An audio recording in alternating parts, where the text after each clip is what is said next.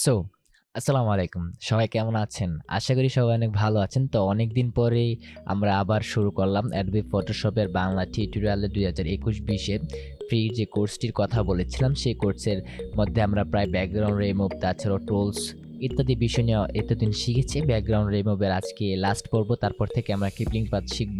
বাকি টিউটোরিয়ালগুলো ইতিমধ্যে তৈরি করা হচ্ছে। সবাই ধৈর্য ধরে একটু থাকবেন, তাহলে আমরা ইতিমধ্যেই অনেক ভালো, ভালো জিনিস আপনি পাবেন।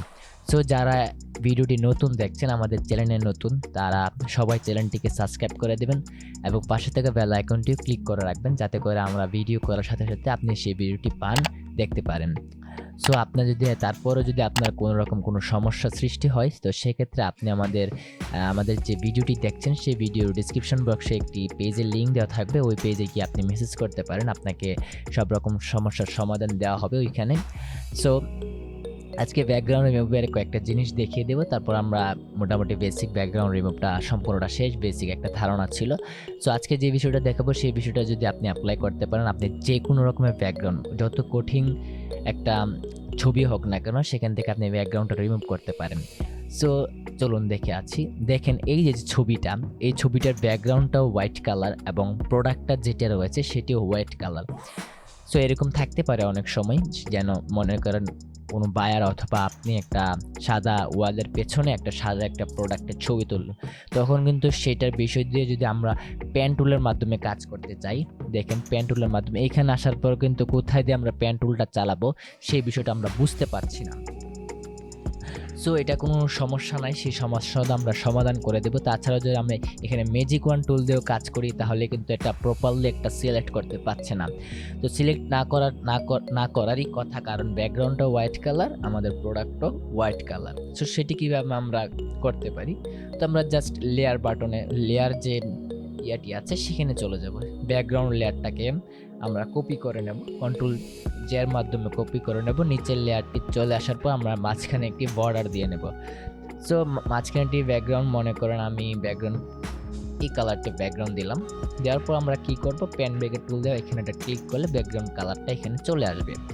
দেন আমরা উপরের লেয়ারটাতে ক্লিক করব, উপরের লেয়ারটার একটু কাজ করব।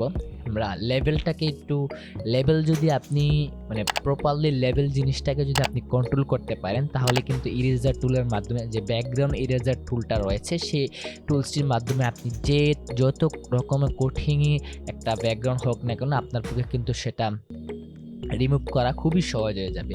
সো লেভেলটা কীভাবে কী না করতে হবে সেই বিষয়টা একটি বেসিক একটা ধারণা আপনাদেরকে দিয়ে দিচ্ছি, এবং বাকিটা আপনি প্র্যাকটিস করার মাধ্যমে আপনার আয়ত্তে আসে যাবে, আপনার চোখের এই আয়ত্তে আসে যাবে। সো লেভেল আনার জন্য কন্ট্রোল এল ক্লিক করবেন। শর্টকাট বিষয়টা আমরা শিখব, শর্টকাটই ভালো। আনার পর এখান থেকে আমি যদি এই যে এটা একটু বাড়িয়ে দিই, তাহলে দেখতে পাচ্ছেন, একটু এদিকে আসি মানে ডান দিকে আনি, তাহলে দেখতে পাচ্ছেন যে আমার যে প্রোডাক্টটি রয়েছে সেই প্রোডাক্টটি একটু ব্ল্যাক হয়ে গেল। দেন এখান থেকে এটা টান দিলে আমার যে ব্যাকগ্রাউন্ডটা রয়েছে সেই ব্যাকগ্রাউন্ডটা আরও মানে লাইটিং হলো। সো সেটা ঠিক আছে, থাক, কোনো সমস্যা নাই। আপনি একটু দেখে নেবেন বিষয়গুলো। এখন যদি আমি এটা ওকে দিই, এখন যদি আমি পেন টুলের মাধ্যমে কাজ করি, আমার কিন্তু কাজটা করা খুবই সহজ হয়ে গেল। আমরা বুঝতে পারবো যে পেন টুলের মাধ্যমে কোথা থেকে এটা কি করা যায়। সো আমি লেভেলটা নিয়ে আজকে কথা বলছি, তো বাকিগুলো দেখাবো না।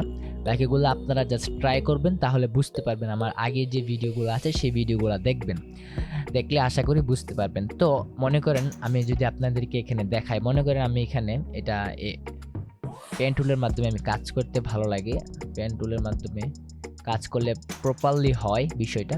সো মনে করেন এটা আমি মানে পাথ করা শেষ, মানে সিলেক্ট করা শেষ। তো আমরা কি করতে পারি, রাইট ক্লিক করে মেক সিলেকশন টুল, দেন ওকে সিলেকশন করে নিলাম। করে নেওয়ার পর এখন যদি আমি এই যে নিচের ব্যাকগ্রাউন্ডটাই চলে আসবেন, নিচের ব্যাকগ্রাউন্ডটার যে লেয়ার 0 নাম্বারটি রয়েছে সেইটা ক্লিক করার পর আপনি কন্ট্রোল জেড করেন। দেখতে পাচ্ছেন ইতিমধ্যে আমাদের ব্যাকগ্রাউন্ডটা কিন্তু রিমুভ হয়ে গেছে। তো আমি যদি উপরের দুইটা লেয়ার এভাবে মুছে দিই, তাহলে চোখটা বন্ধ করি, তাহলে বুঝতে পারবেন। তো সেক্ষেত্রে আপনি এটাকে এখন উপরে কীভাবে নেবেন, এই যে এটার নিচে ব্যাকগ্রাউন্ড কীভাবে আপনি জাস্ট উপরে তুলে দেবেন সেই বিষয়টা, দেন এটাকে ওপেন করে দেবেন, তাহলে কিন্তু আপনার কাজটা কমপ্লিট। এখন উপরের যে লেয়ারটি রয়েছে, আমরা যেই লেয়ারটির মধ্যে লেভেলের কাজ করেছিলাম, সেই লেভেলটিকে আপনি রাইট ক্লিক করে এখানে ক্লিক করবেন, ডিলিট লেয়ারে ক্লিক করবেন, ডিলিট করে দেন।